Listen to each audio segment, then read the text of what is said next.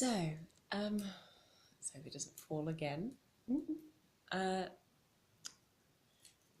hello, mouse, hello. So basically, this channel I like to show is mostly about gardening, but I'm also a very low-income sort of gardener, and I'm striving to be a standalone kind of market gardener. Small holding would be amazing. Absolutely, that's the dream, as it is for an awful lot of us. And I just wanted really to kind of just have a little chat with what's going on. So basically, I work 2 days a week minimum wage. We all know this. That doesn't bring me in an awful lot of cash, but it brings me in enough to cover the bills and, you know, and to feed myself, feed the cat, feed the chickens. And if I kind of go without along the way, I can afford treats as well. So basically I've done my accounting for the month, and I get paid next Friday, and it turns out that basically I've done over the next 4 weeks with everything that's going out and all the rest of it, because I've got a bill from the rental to cover, and a few other bits and bobs, but I'm basically left with about £50. So that's £50 for 4 weeks, which I think we can all agree is not a lot, but it's what I've lived off for the last 2 months, £50 a time, because I'm striving to save, I'm striving to put pennies aside. I usually can make about £80 a month. That's usually my budget, so that's what I say, yes, that's what you can live on, and, you know, that's what comes of it and all the rest of it. So I've been saving like 30 quid a month, and again, I will be doing that again, kind of like next month. And I just kind of want to have a quick chat about how I would do it. Now, normally I like to put £40 in my car. The car I chose was a C1, a Citroen C1. It's a little 1 litre. I mean, at the time of purchase, I googled the most economic car on the road, and it was that. It was also the Igo. It was the what's the Peugeot 107?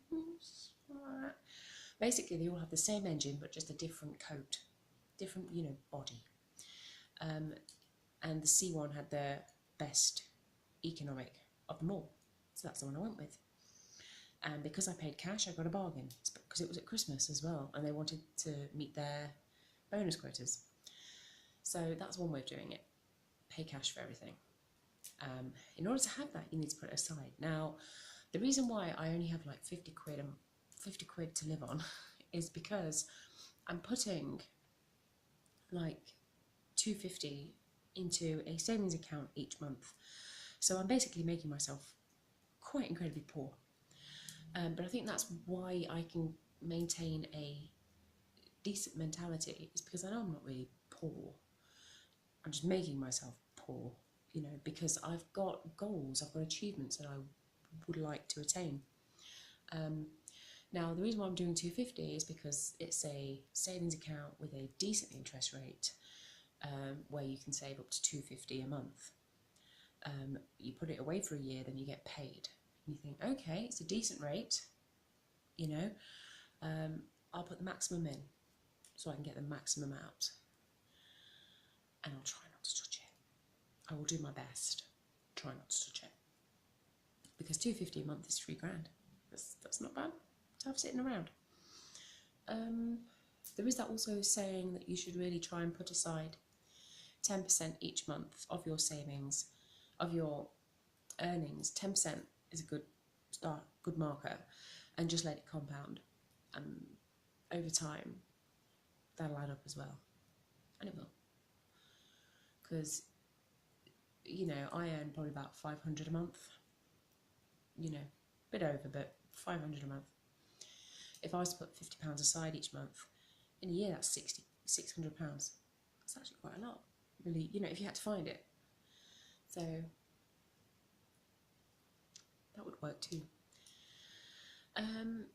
Now, there are an awful lot of folk that have to live kind of really a similar sort of budget to me. Like, the cash that they've got is just, and it must be really tough, because I'm highly aware that not all those folk have a lovely garden, lovely big garden. They don't have green fingers, they don't have the inclination to grow their own food. I think without my garden, without my willingness and ability to give it a go, I would struggle. I'd be so struggling. I wouldn't be able to save, you know. And it's the same with, I've got an open fire, I collect wood, I make my own little sort of wood piles out of any old scrap that I can find, any old fallen timber along the way as I'm coming home. And basically, me and the cat, we sit here of an evening and it's so cosy, and we put a film on and it's gorgeous and lovely. But it means that for the last 2.5 weeks I've not even had to put the central heating on. The only time I've put it on twice. I put it on once for the laundry, and I put it on once because I really wanted a lobster skull bath. I really wanted to come out bright red. It's a female thing, you guys won't get it. Don't even try, you won't. Just take it on the chin and move on. So yeah, so I don't have to have the heating on. I read books, so I don't use the electric all the time. I have my telly on of an evening, but during the day, if it's dismal weather like this, I'll read books. I just went to the library today and I got this out. The Minimalist Gardener, and it's basically, it's done posthumously. He passed away in 2015, but it's Patrick Whitefield, there we are, and it's basically a collection of all of his articles, like his best articles that he's written for the Permaculture magazine.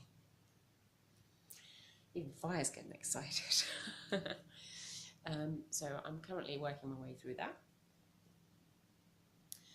And food-wise, we have a lot left. I'm down to my last squash. Here we are. My Uchiki Curry. Now I'm going to have this tonight. This is going to be my wonderful, I don't know whether you, is it okay enough to call it a dinner, or is it more of a supper? It's probably a supper.